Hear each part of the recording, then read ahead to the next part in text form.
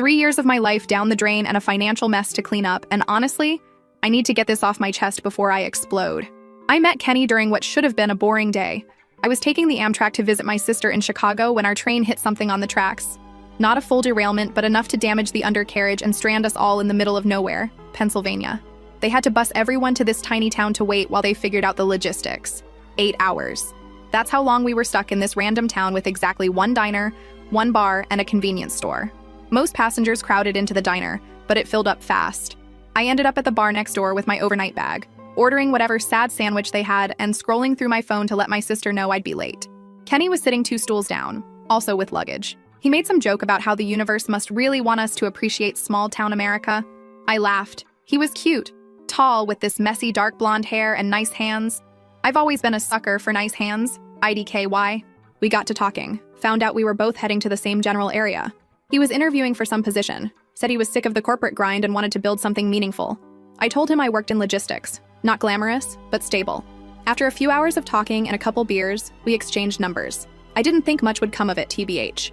But he texted the next day, and we met up for coffee when I got back from my sister's. That interview he was going to?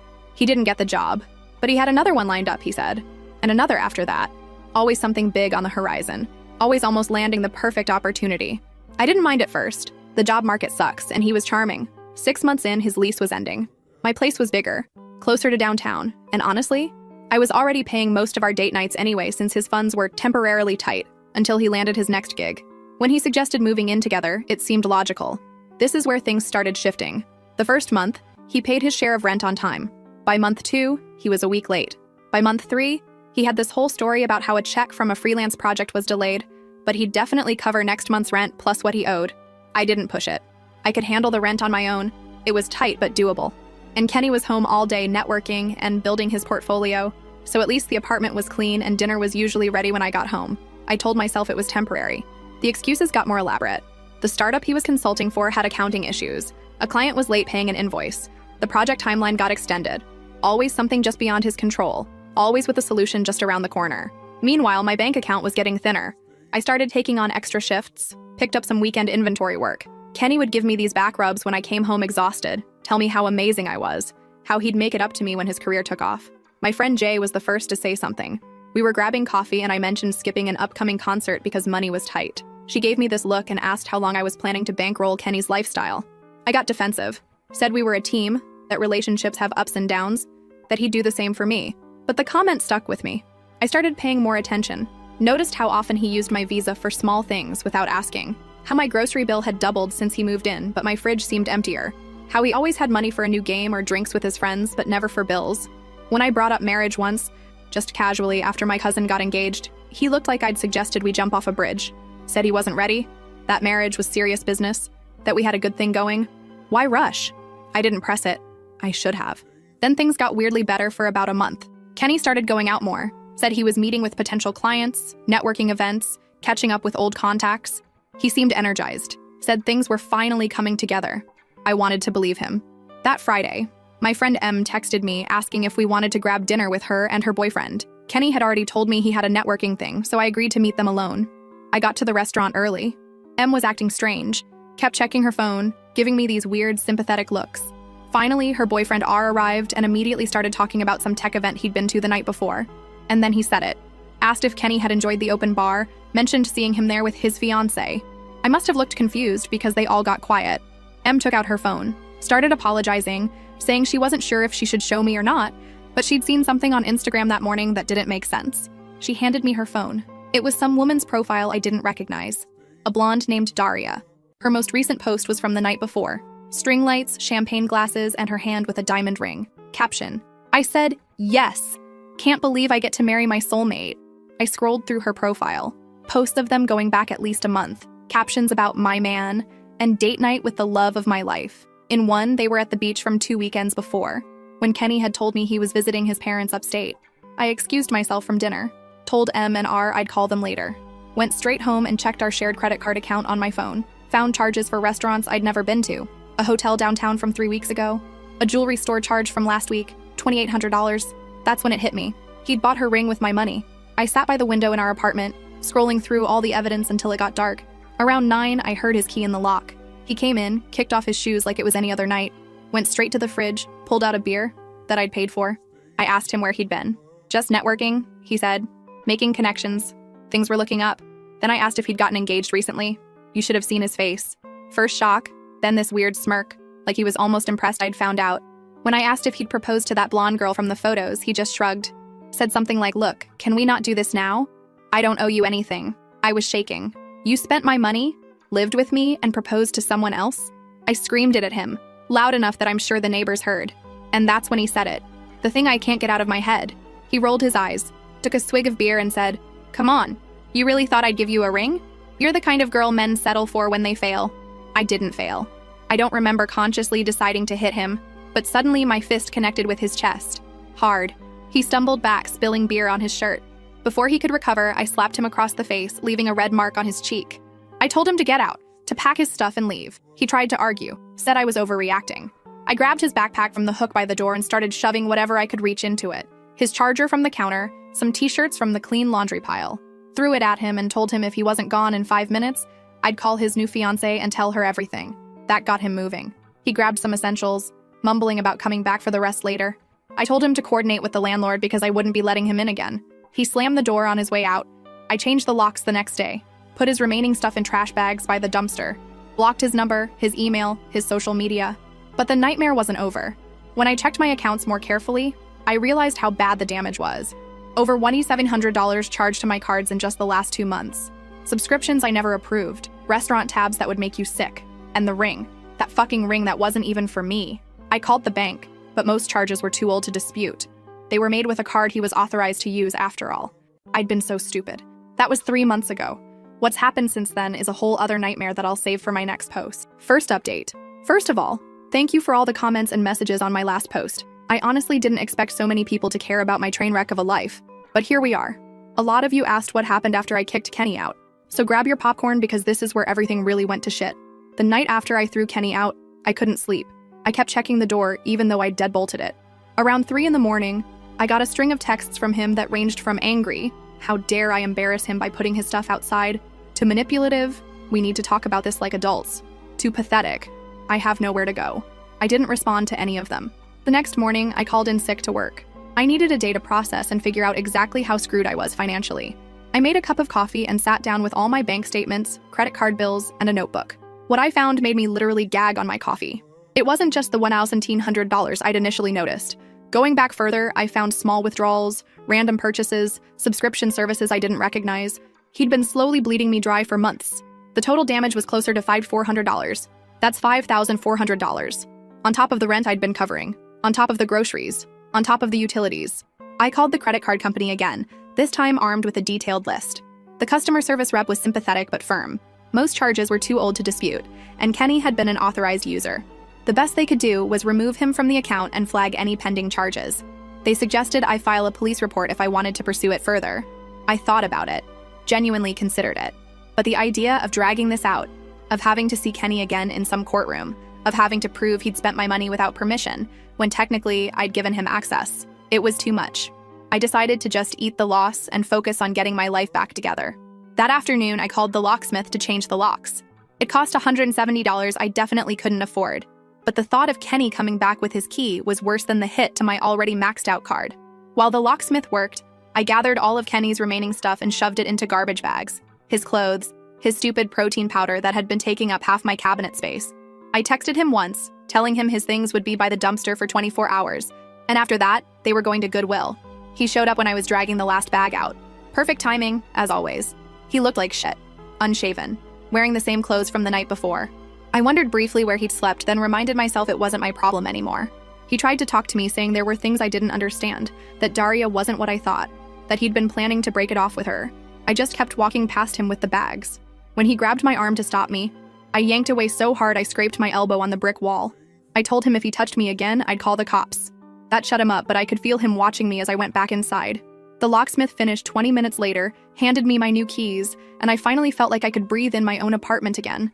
The next week at work was a blur. I was exhausted, jumping every time my phone buzzed and making stupid mistakes that my supervisor kept pointing out. By Friday, I'd caught up on some missed deadlines, but I was running on empty. My friend Jay invited me out for drinks, saying I needed to rejoin the land of the living. but I couldn't afford it. I made up an excuse about being tired.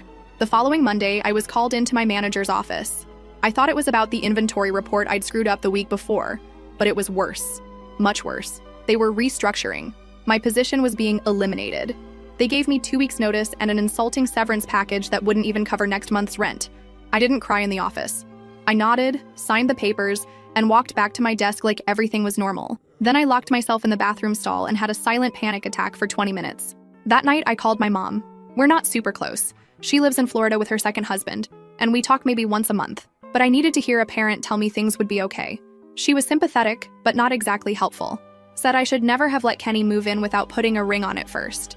Asked if I'd considered moving back home until I got back on my feet.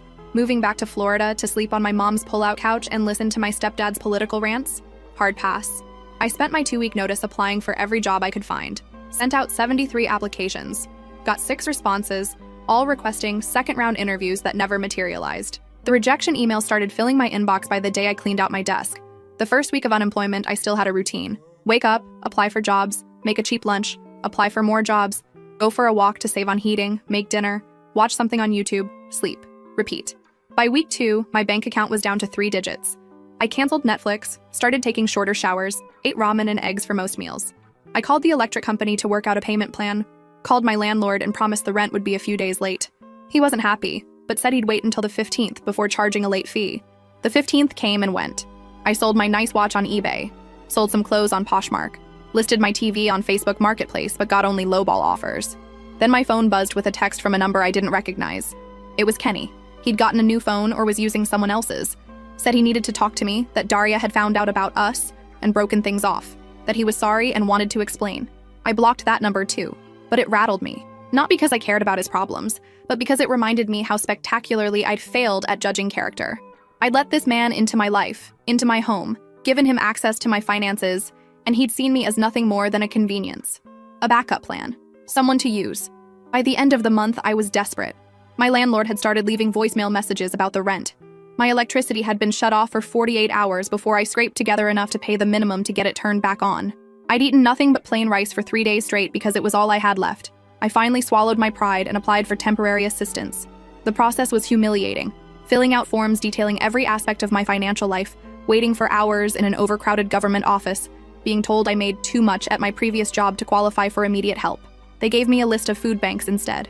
The next day, I went to one. Stood in line with my ID and proof of address, accepted a box of canned goods and nearly expired bread with a smile that felt like it might crack my face. Carried it home on the bus, feeling like everyone was staring at me even though nobody cared. That night, I got an email. It was from a small warehouse that needed temporary help during their busy season. The pay was less than half what I'd been making, but it was something. I replied immediately, had a phone interview the next morning, and started the following Monday. The work was physically brutal. 8 to 10 hours on my feet, lifting boxes, scanning inventory, working in either freezing cold or stifling heat depending on which section of the warehouse I was assigned to. My hands developed calluses, my back ached constantly, and I came home too tired to even think about applying for better jobs. But I made enough to pay part of the rent. Still not all of it. But my landlord agreed to another extension as long as I paid the late fees. Then one evening, I came home to find an eviction notice taped to my door. Apparently my partial payments weren't cutting it anymore. I had 30 days to pay in full or vacate the premises. I sat on my kitchen floor and just stared at the paper, too numb to even cry. That's when my neighbor knocked. She'd seen the notice and heard me come in. Asked if I was okay. I wasn't, obviously, but I lied and said I was fine. She hesitated, then asked if I was looking for a roommate. Her cousin Rosalie needed a place to stay for a few months while she saved up for her own apartment. If we split the rent 3 ways, it might work out for everyone. I'd never spoken more than 10 words to this neighbor before, but in that moment, she might as well have been an angel. I said yes immediately. Rosalie moved in 2 days later. She was quiet, paid her share up front in cash, and didn't ask questions about why I sometimes ate nothing but rice for dinner. We weren't friends exactly, but we coexisted peacefully in the increasingly depressing apartment. With Rosalie's contribution, I managed to pay off enough of the back rent to stop the eviction process. I was still drowning in credit card debt, still working a job that paid barely above minimum wage, still eating like a college student during finals week. But I wasn't homeless, and that counted for something. Then one day, about 3 months after I'd kicked Kenny out, I was rushing to catch the bus to work when I collided with someone on the sidewalk. I stumbled back, mumbling an apology without looking up. Then I heard my name. It was Kenny, standing there like he'd been waiting for me. He was wearing a fast food uniform, the kind with the hideous polo shirt and visor. I tried to walk around him, but he stepped in my way. Said he'd been trying to reach me, that he needed to talk to me. that he'd made a huge mistake. I noticed his phone was an ancient model, not the latest iPhone he'd always had before. Karma's a bitch, I guess. I told him I was late for work and pushed past him. He called after me, saying he'd come back, that he'd make things right. I didn't look back, just ran for the bus and made it just as the doors were closing. That night, I couldn't sleep. Not because I missed him or wanted him back, but because I was afraid he'd figured out where I lived, that he'd show up again. I wedged a chair under my bedroom doorknob even though I knew it was paranoid. The next morning, there was a letter in my mailbox. No stamp, just my name scrawled across the front. I recognized Kenny's handwriting immediately. I didn't open it, just tore it up and dropped the pieces into different trash cans on my way to the bus stop. But I knew he wouldn't give up that easily. And I was right. Second update. Thank you for all the supportive comments. Reading them during my bus rides to work has been one of the few bright spots lately. Some of you have asked for more details about what happened after Kenny started showing up again. So here goes nothing. After I tore up Kenny's letter, I thought maybe he'd get the hint. He didn't. For the next 2 weeks, I'd spot him randomly, across the street from my apartment building, at the bus stop near work, once even at the laundromat where I'd started going because our building's machines were too expensive. He never approached me directly, just watched. Sometimes he'd wave or try to catch my eye. I'd pretend not to see him and walk faster. My temporary warehouse job turned into a nightmare pretty quickly. The managers kept extending shifts with zero notice, so I'd come in expecting to work 8 hours and end up staying for 12. My feet were constantly swollen, and I developed this sharp pain in my lower back that never really went away. But I couldn't afford to quit, so I just took whatever ibuprofen I could find in the apartment and kept going. Rosalie noticed. One night I came home and literally couldn't stand up straight. She was making some kind of soup and offered me a bowl. It was the first actual homemade food I'd had in weeks that wasn't plain rice or ramen. We sat at the kitchen table, and for the first time, we actually talked. Turns out Rosalie had her own Kenny story. Different name, same bullshit. It was weirdly comforting, knowing I wasn't the only idiot who'd trusted the wrong person. We started having dinner together when our schedules aligned. Just whatever we could cobble together from our sad pantry and the discount section at the grocery store. But it helped. Then one morning in late November, I woke up feeling like someone had hit me with a truck. My throat was on fire, my head was pounding, and I could barely get out of bed. I called work, croaking through an explanation. My supervisor sighed heavily and reminded me that temp workers don't get sick days. If I didn't come in, I might not have a position when I felt better. I dragged myself to the bathroom, took my temperature with an ancient thermometer I found in the medicine cabinet, 103.5. That couldn't be right. I shook the thermometer and tried again, 103.8. I should have gone to urgent care. I know that now. But urgent care costs money, and I had exactly $27 in my checking account to last until payday. So I took more ibuprofen, bundled up in every layer I owned, and somehow made it to the bus. I don't remember much about that day. I scanned boxes. I drank water from the fountain. I hid in the bathroom when the dizziness got too bad. Somehow I made it to the end of my shift. I remember waiting for the bus home, shivering violently even though I was sweating through my clothes. Next thing I knew, I was on the ground. Someone was shaking me, asking if I was okay. It was a teenage girl looking absolutely terrified. I'd apparently passed out at the bus stop. She helped me sit up, asked if she should call someone. I said no, I was fine, just tired. I wasn't fine, at all. I made it onto the bus somehow, made it back to the apartment building, made it up the 3 flights of stairs by basically crawling, and then I collapsed on the living room floor, still in my coat and boots.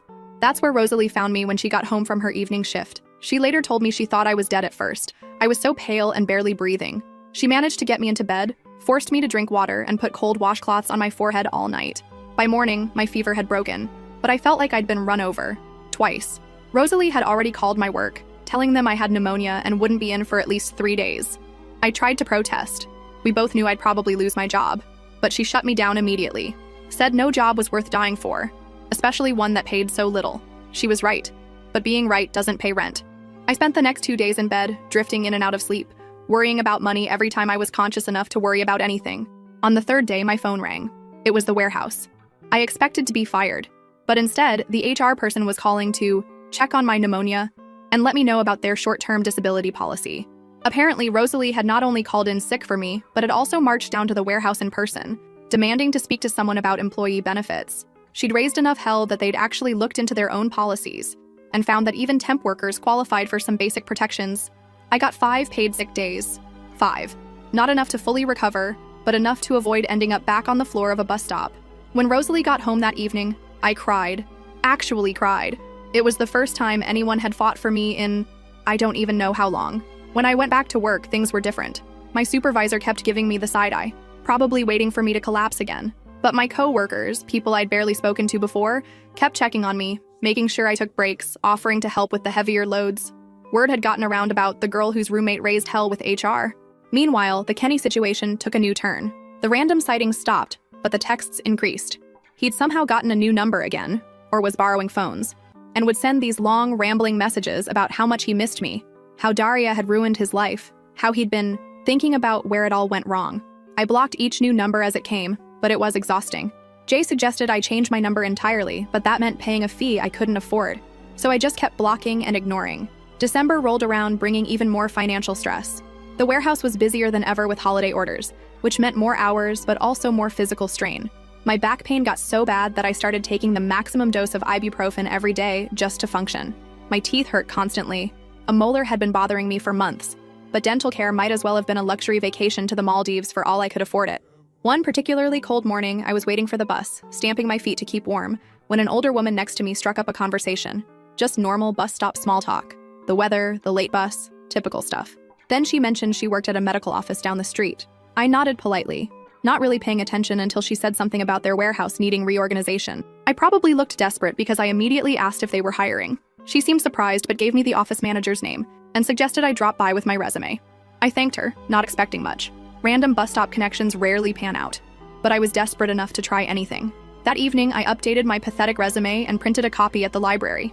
The next day, I took a detour on my lunch break and walked into the medical office, asking for the manager by name. I expected to be told to apply online or to leave my resume with the receptionist.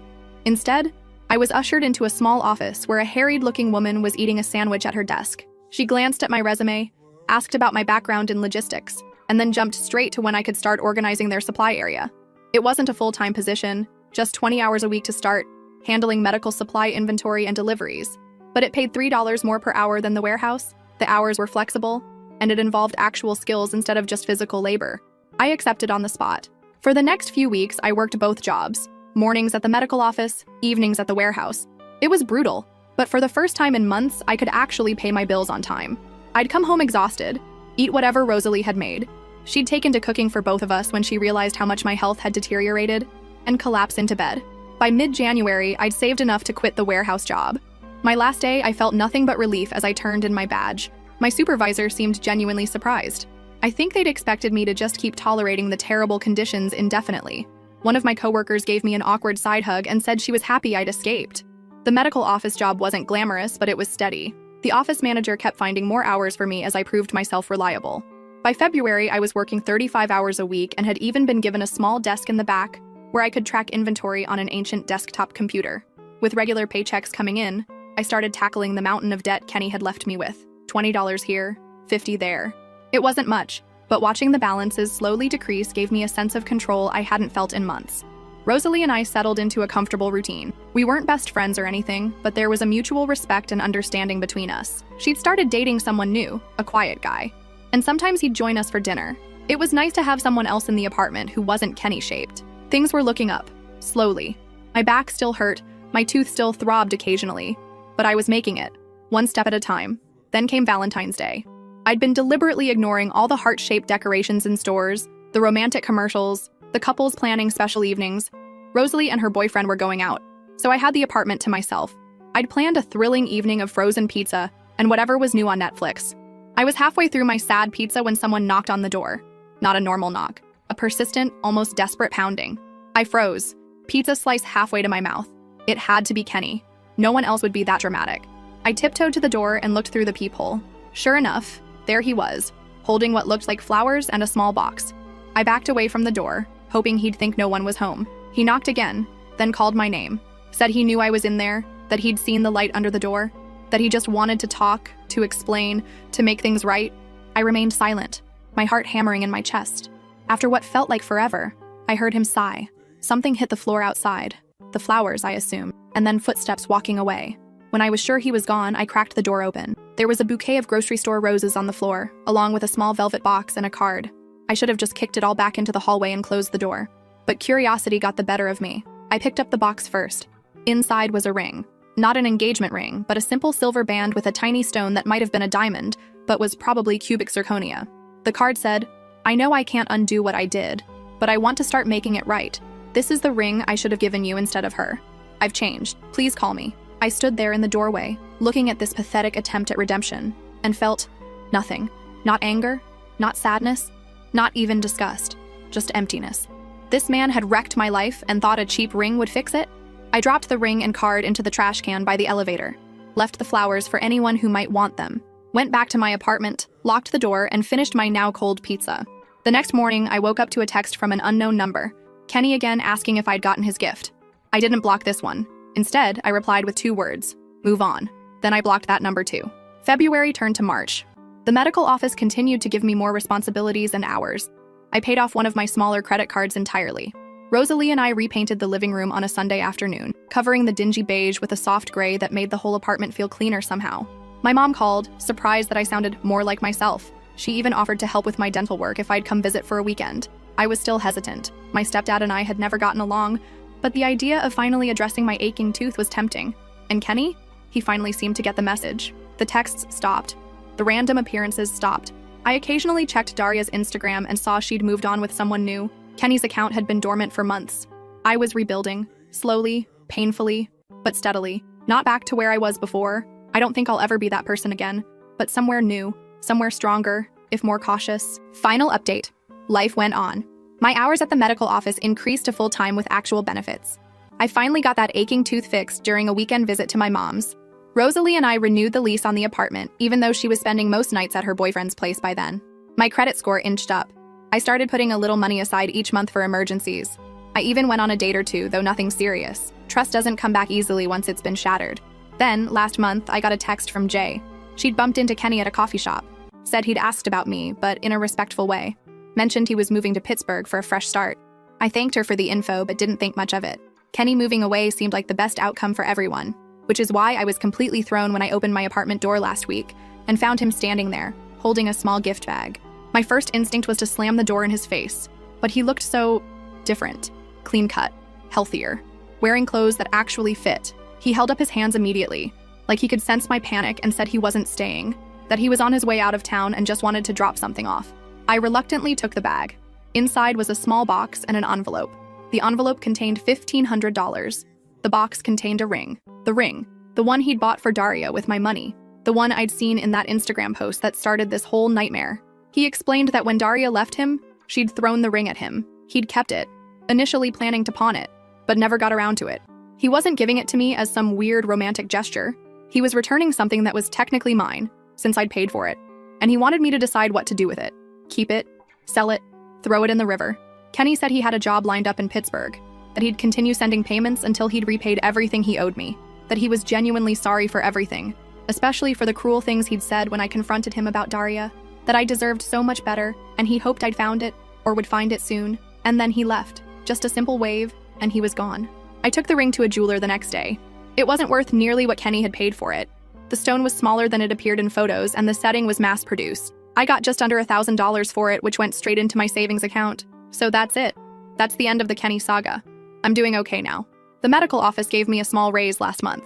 Rosalie did move in with her boyfriend, but I found a new roommate through a colleague, a quiet grad student who pays on time and doesn't steal my food from the fridge. My back still acts up sometimes on rainy days, a souvenir from my warehouse days. My credit score is still recovering. I still occasionally catch myself checking the locks twice before bed, but I'm building something new, something stable. I don't know if Kenny will actually stick with his new path. People can change, but it's rare and usually happens in small, incremental ways rather than dramatic transformations. Maybe he'll follow through on repaying me, maybe he won't. I've learned not to build my plans around other people's promises. Thank you all for the support through this mess. Your comments helped more than you know on days when I felt completely alone. I probably won't update again. This chapter is finally closed, but I'm grateful for the virtual shoulders to lean on when I needed them most.